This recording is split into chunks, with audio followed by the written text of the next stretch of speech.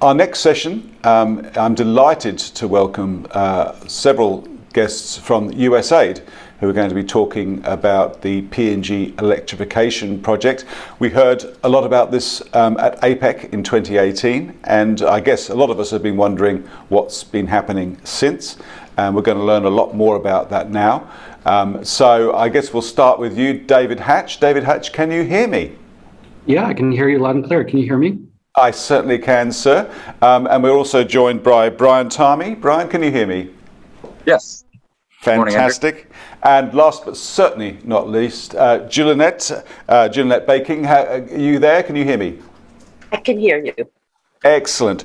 Well, looking very much forward to hearing from you. Brian, I believe you're going to be operating the slides at your end?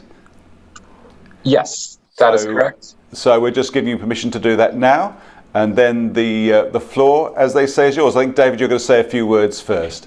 Good fellow morning, true. Good morning, good afternoon, good evening. It's a pleasure to be speaking with you today on behalf of the United States Agency for International Development, or USAID. As you know, the US and PNG share long-standing historical and commercial links, people-to-people ties, and economic relations. At USAID, we're working closely with the PNG government, development partners, the private sector, and civil society organizations to bolster their ability to lead the country's journey to self-reliance. So as part of these efforts, we recently launched our 5-year, $57 million PNG Electrification Partnership activity, or USAID PEP.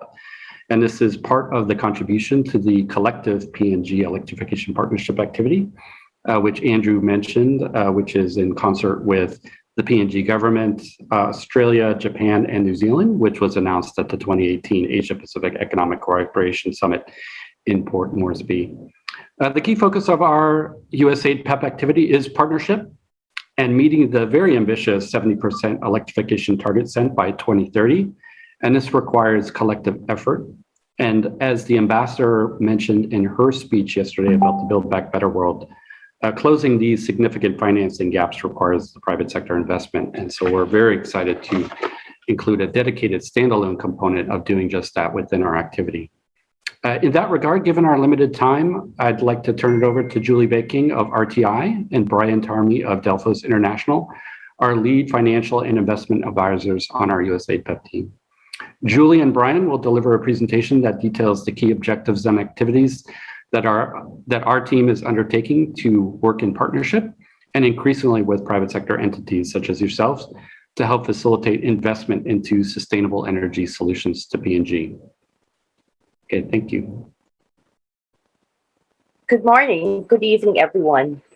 USAID PEP is a 5-year project partnership with the government of PNG to advance the country's journey to self-reliance by contributing significantly to achieving the goal of connecting 70% of PNG's population to electricity by 2030.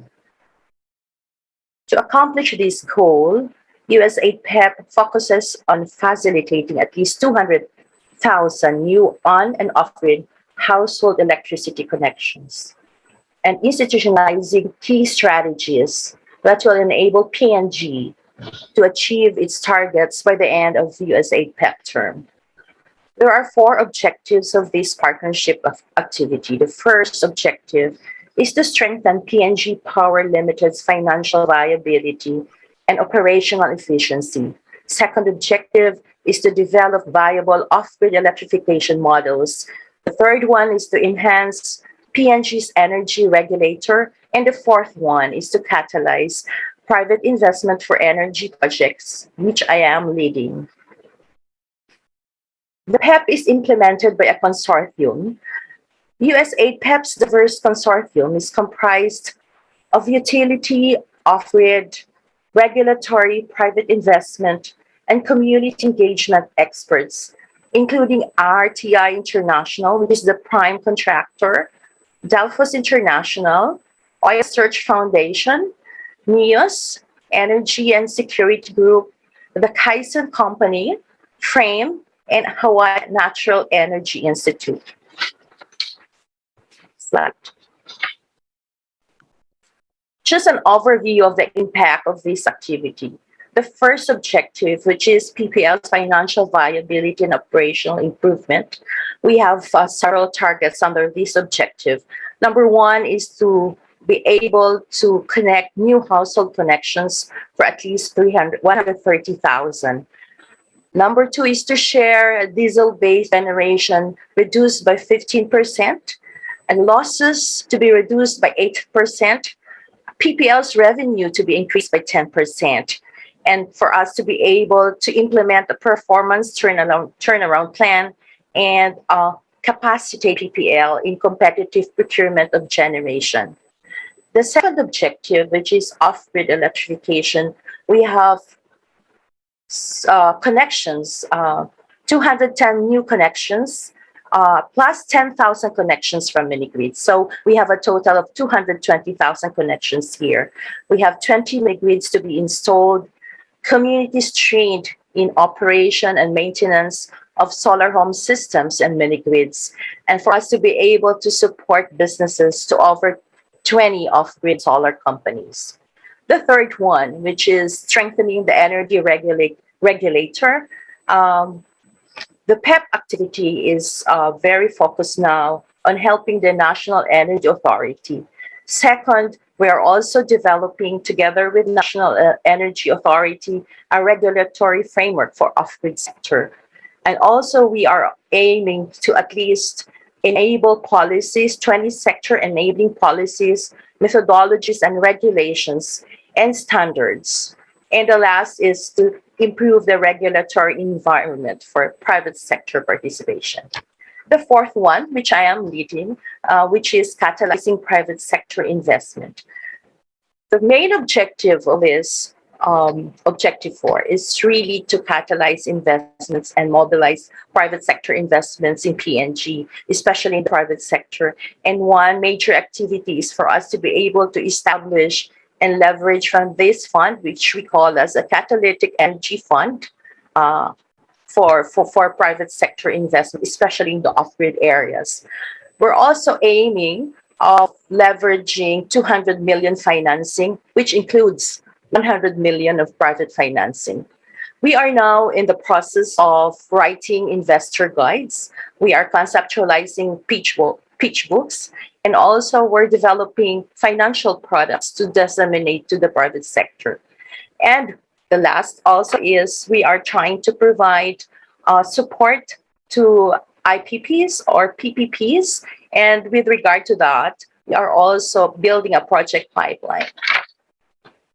For the community and gender-related issues, we are also trying to facilitate at least 10,000 women to benefit from this access to electricity as a result of 20 mini-grids and community lighting.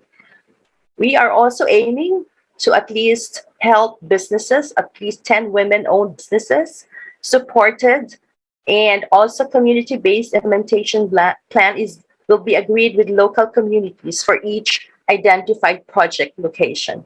And last is also community. We are able to facilitate community and landowner issues for private sector project developers. Next slide. Objective 4. Objective 4 is the component which I am leading, and we have started several activities in this component 4. The first one is to develop an energy sector investor guide with PNG Investment Promotion Authority. This was mentioned by MD Mr. Clarence Hood the first day that we will be able to sign an MOU with them for this purpose. The second one is to build a network of private sector investors in the energy sector. Third is to be able to establish a catalytic energy fund to support off-grid energy projects. The fourth is to develop a digital platform for information sharing, investment information with the private sector. We started engaging with the local international financing institutions to support the energy sector. We have started discussions with several banks, local banks in PNG to support the energy sector. The last and but not the least is also to create a menu of innovative, targeted, and specialized credit and lending financial products and services that bridge the funding gaps of SMEs and are appropriate for the selected provinces and pilot project areas. And as I have said, we are here also to improve competitive procurement processes for power generation and transmission and build a project pipeline, which will be discussed by my colleague Ryan in the next slide. And the key themes of Objective 4 is really partnership. I would like to reiterate partnership, which was also emphasized by the ambassador and David today. And the second one is transparency, coherence, and impact. Climate change is also another theme. Opportunity to reduce PNG's reliance on diesel to help meet its green commitments. This addresses not just sustainability, but endurability and independence, not dependence on fossil fuels. This includes looking at renewable, clean energy that provides consistent and affordable energy solutions. Thank you. Brian? Thank you very much, Julie. It is a pleasure to be here with all of you today. I know we have limited time, so I'll try to quickly take us through the second half of our slides. First, I'd like to introduce our project pipeline and menu of services to companies. USAID PEP is developing a pipeline of on-grid and off-grid projects. We'll provide technical assistance to selected projects to facilitate successful implementation. In other words, we'll use this pipeline to prioritize key private sector projects that are interested in our support and that help meet the impact targets that Julie has outlined. Our menu of services or the support that our team can provide to companies includes financial model review and recommendations, investor pitch book review and recommendations, grant application support, capital raising support, both debt and equity, capital source introductions, both locally and internationally, capital raising process optimization, financing terms and conditions support, financial modeling training, and other non-financial support such as business performance, geospatial analysis, regulatory, gender action plans, market intelligence, CEO, CFO coaching, among others. So if you're interested in any of these services, please do reach out to us.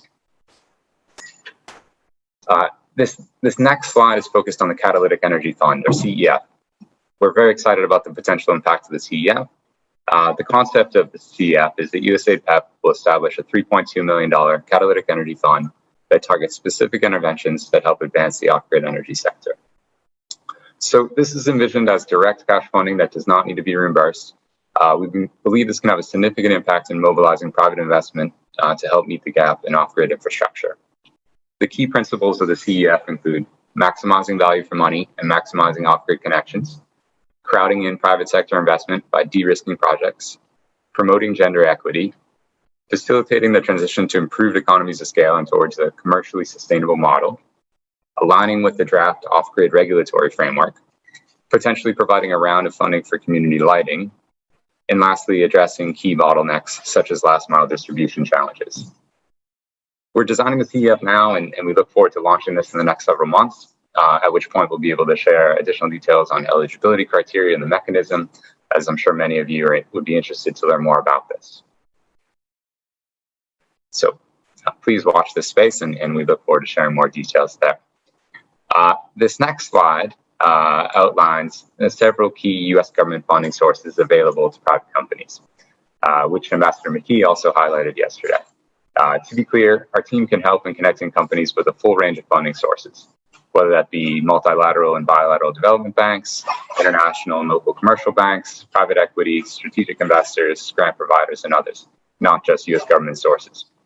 But we get a lot of questions on these sources, so we thought it'd be helpful to cover this here and explain how these agencies fit within the larger context of U.S. government funding tools.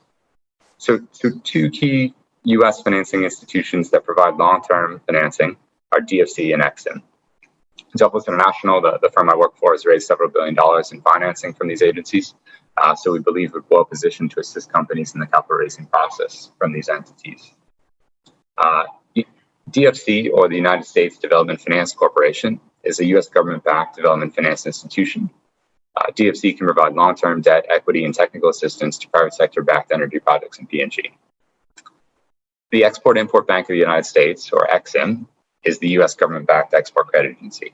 EXIM offers a range of financing solutions for U.S. exporters and their customers. EXIM can provide long-term debt financing in the form of project finance or trade finance for public and private sector entities operating in PNG and sourcing U.S. exports. Lastly, we'd like to further introduce U.S. Trade and Development Agency, or USTDA, which works globally to link U.S. businesses to export opportunities by funding feasibility studies, technical assistance, and pilot projects to support sustainable infrastructure and foster economic growth. So, in other words, TDA generally provides earlier stage project preparation funding in the form of grants, whereas DFC and EXIM are providing longer term funding, typically in the form of debt, but also potentially in the form of equity in the case of DFC, in addition to the technical assistance they provide. So, as discussed earlier, our team can also provide technical assistance if you're unclear on what the differences may be between what we can offer and what other USG funding sources can offer. Again, we're more than happy to talk with you and discuss that further. So please do be in touch.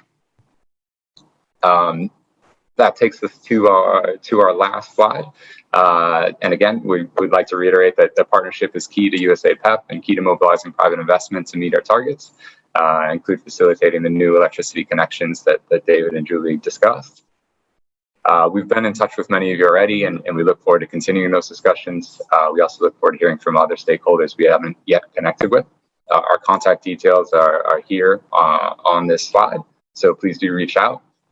Thank you very much to everyone for your time today. It's great to connect, and thank you, Andrew. Thanks, Brian, and thank you, Julinette, and thank you, David, as well. We have a couple of questions, if you wouldn't mind just staying online for just a couple more minutes. This is a question from John Byrne at the Lay Chamber of Commerce. He asks, where are the target areas for the new connections of 130k, 210k and mini grids? Do you have any target areas as yet? Let me answer first.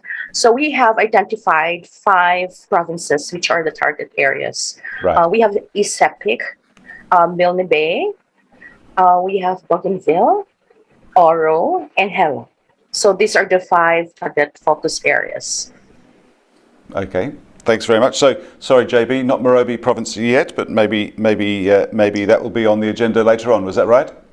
In terms of the menu of services that we discussed, we're open to talking with companies operating in various provinces about how we can be of assistance there. Okay. Have we actually got any direct examples or projects that are currently underway, or are we still early days? Okay, so I'll take that. Sure. For Objective 4, we are starting to speak to the private sector, and we're still at a very early stage of identifying these projects. So as I have said, we have built a project pipeline, and this project pipeline is composed of projects in the main grid, which we will be working with PPL. Second one is the off-grid. This is really the new space that we're trying to create, and this is the most, I could say, the daunting challenge for us. And then the third one is a pipeline which is for captive power. And then I think the others would come in once we will be there. We'll be able to identify areas or projects where we will be able to match with the funding and the financing that are available in our space. That's it, Andrew.